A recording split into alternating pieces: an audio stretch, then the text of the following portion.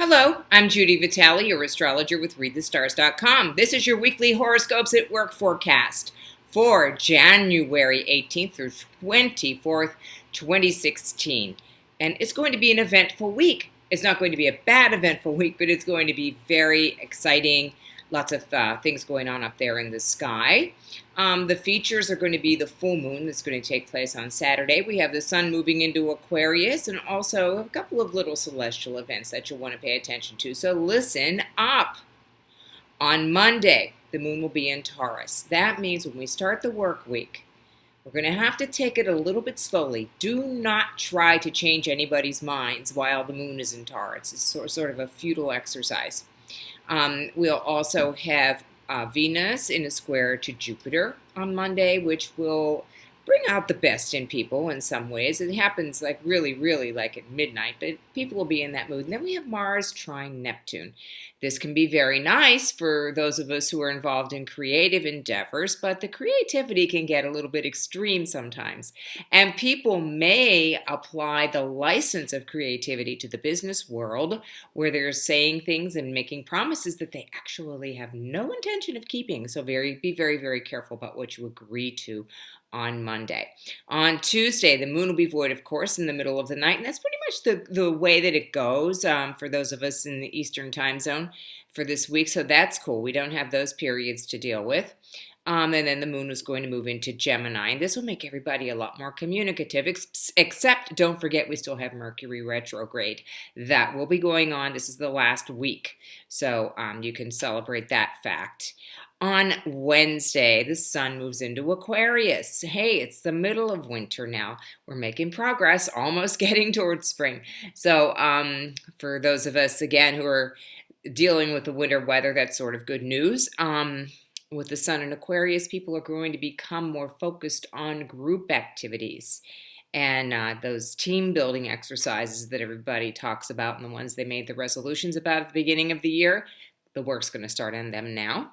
We'll also have Mercury in a square to Uranus, so lots of exciting ideas coming through. And then on Thursday, we'll have a moon void, of course, period that goes from 3:01 a.m. until 8:28 a.m. So those really early breakfast meetings might get called off for God knows what reason, but it could happen.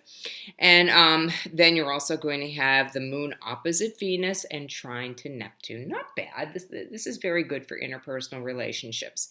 So that's what's going on Thursday. Friday, we have the moon in Cancer. Okay, and same for Thursday. The moon in Cancer makes people feel a little bit more nurturing, but also somewhat more whiny and wanting to be comforted.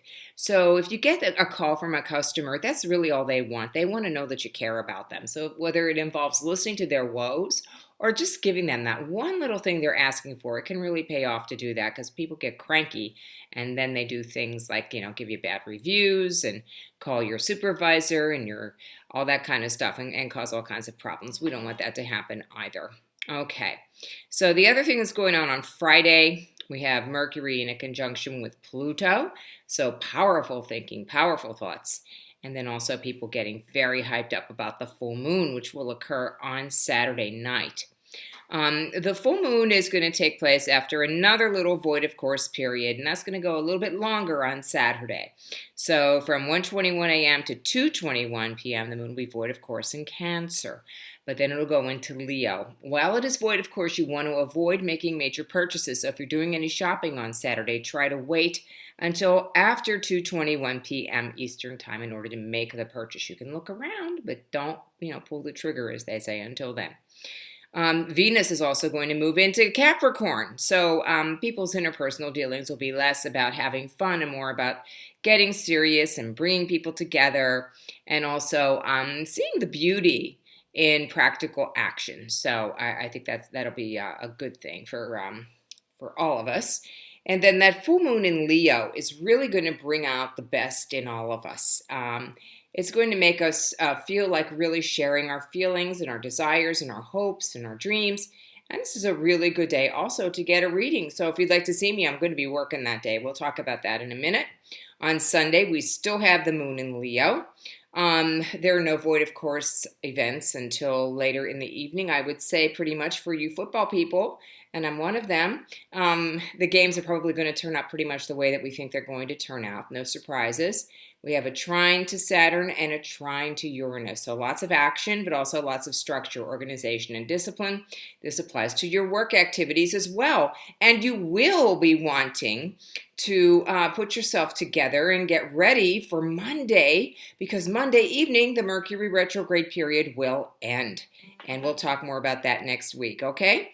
In the meantime, I'd like you to know that I will be available at Journeys of Life at 810 Bellefonte Street in Shadyside, Pittsburgh, for readings on Saturday, the 23rd of January, between 1 and 5 p.m. Eastern Time. And I'm available all the time for coaching, for astrology, and for hypnosis work as well. So please contact me. I'm at Judy, Judi, at readthestars.com.